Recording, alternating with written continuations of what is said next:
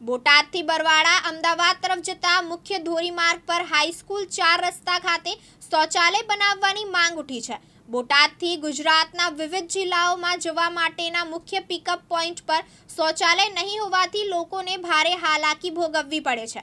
બોટાદ જિલ્લાના રાણપુર બરવાડા તાલુકાના લોકો પણ બોટાદમાં આવી આ પોઈન્ટ પર ઉતરે છે। ખાસ કરીને ઠંડીની ઋતુમાં શૌચાલય નહીં હોવાના કારણે મહિલાઓ શરમજનક સ્થિતિમાં મુકાય છે। આ પોઈન્ટ પર પહેલા શૌચાલય હતું, તેને તોડી નગરપાલિકા દ્વારા ઝવેરચંદ મેઘાણીજીની પ્રતિમા મૂકવામાં આવી છે, પરંતુ શૌચાલયની વૈકલ્પિક વ્યવસ્થા કરાઈ નથી। બોટાદના શહેરીજનો, મહિલાઓ અને મુસાફરોની માંગ છે કે હાઈસ્કૂલ 4 રસ્તા પોઈન્ટ પર જાહેર શૌચાલય અથવા પે એન્ડ યુઝ બનાવવામાં આવે। નામ શું બેન? મારું નામ રેખાબેન। અચ્છા, અહીંયા જે પહેલા જૂના સમયમાં મૂતળી હતી અને અત્યારે પાડી દેવામાં આવી છે, તો કેવી મુશ્કેલી પડે છે અને તમારી શું માંગણી? અમારી બહુ મુશ્કેલી પડે છે કે આગેથી બહુ દૂરથી આવે છે, એને બહુ મુશ્કેલી પડે છે, એટલે એ હિસાબેથી અમને અહીંયા પાડેલું છે એ અમને હરખું કરી દો તો અમને અમારી માટે આ સારું છે। મારું નામ દક્ષાબેન છે। દક્ષાબેન, તમે અત્યારે ક્યાં શું કરો છો? શું અહીંયા અમે નોકરી કરીએ છીએ। અમારે અહીંયા એક શૌચાલય બનાવવામાં આવ્યું હતું, હા, એ તોડી નાખવામાં આવ્યું છે। હા, એ તોડી નાખવા એટલે અમારી માંગ એવી છે કે શૌચાલય એક બનાવી દો તો મહિલા માટે સારું છે, અમારી માટે। ખાસ કરીને આમ ગામડામાંથી આવતા મહિલાઓ એમને તકલીફ પડે છે શૌચાલય માટે, એટલે એક જરૂરી છે શૌચાલય બનાવવા માટે। કઈ જગ્યાએ બનાવવું? આ હાઈસ્કૂલના ખૂણે, સરકારી હાઈસ્કૂલ છે ને એમના ખૂણે। શું નામ તમારું? મારું નામ ચંદ્રકાંત।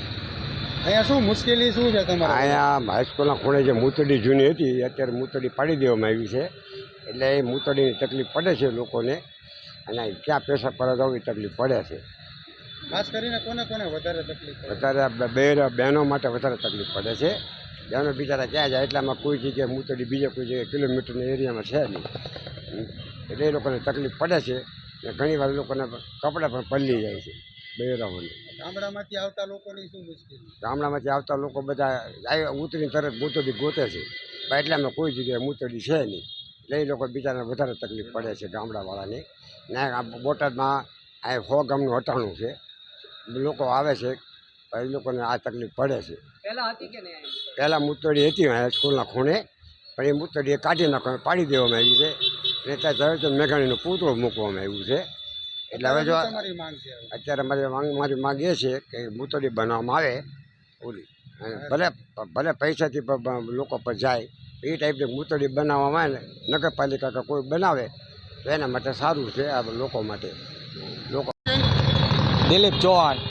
આજે કોઈ શૌચાલય માટેની રજૂઆત છે, મુશ્કેલી પડે લોકોને, કેવી હકીકત શું માંગણી? હવે હકીકતમાં તો એવું છે, આ મેન પોઈન્ટ છે, અહીંથી સુરત, વડોદરા, મુંબઈ, અમદાવાદ બધા રૂટનું વાહન અહીંયા ચાલે છે। બાકીનું 52 ગામડાનું હટાણું છે, એટલે પરિસ્થિતિ એવી ઊભી થાય છે કે કોઈ પણ વ્યક્તિ બહારથી સુરતની બસમાંથી ઉતરે કે અથવા અમદાવાદ, વડોદરા કોઈ પણ રૂટના લાંબા રૂટથી આવે અને ઉતર્યા પછી એ લોકોને તકલીફ હોય શૌચાલયની, કે ભાઈ બેન દીકરીઓ હોય કે જેન્ટ્સ હોય એને શૌચાલય કે મૂતણી માટે જવું પડે, તો પહેલાં પ્રશ્ન કરે કે ભાઈ અહીંયા ક્યાં છે, તો અહીંયા એવું કોઈ જગ્યા છે ને, એક હતી એ પાડી દેવામાં આવી છે। તો હવે પરિસ્થિતિ એવી થાય કે જેન્ટ્સ તો સમજાય કે હાલો ભાઈ આડા અવળા ગમીને દિવાલે ગમીને આવે છે, હવે લેડીઝને તકલીફ છે તો લેડીઝ માટે શું કરવું?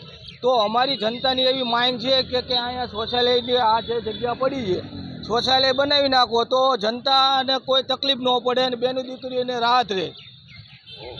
મારું નામ મેઘજીભાઈ તલસાણિયા, અને બોટાદ શહેરના આમ જનતા તરીકે હું એક નમ્ર વિનંતી કરું છું કે ભાઈ ઝવેરચંદ મેઘાણીની જે પ્રતિષ્ઠા મૂકી એમાં કોઈ બોટાદની જનતાને કે કોઈને વિવાદ છે નહીં, પણ જે વર્ષો પહેલાંની આ મૂતણી હતી, શૌચાલય હતું, એ આમ જનતાનું નગરપાલિકાએ જે દૂર કરી અને બોટાદની જનતા કે બહારની જનતા જે આ મેન પોઈન્ટ છે સાળંગપુર રોડ માથે હાઈસ્કૂલ પાસે, ત્યાં તમામ વ્યક્તિઓ બસોમાં ઉતરતા હોય, બહેનું દીકરીઓ બધાય, તો એ લોકોને એટલી અગવડતા પડે છે। અમને અવારનવાર પૂછતા હોય છે, ભાઈ અમારે પેશાબ પાણી કરવા જવું છે તો ક્યાં, અમે પછી ન છૂટકે બહેનોને કેવી બાજુમાં જે કોરટ જૂની છે એની પછવાડે તમે બેનું વિવા જાવ તો આમ જનતાની એક માગ છે કે આ બસ સ્ટેન્ડ જે બનાવેલું છે એ બિનજરૂરી છે.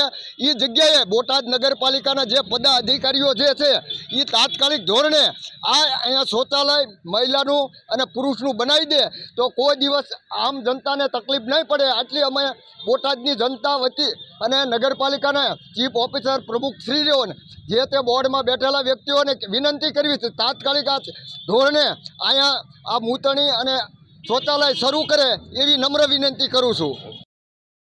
ભોતાભાઈ શેખલિયા, દિવ્યાંગ ન્યૂઝ, બોટાદ.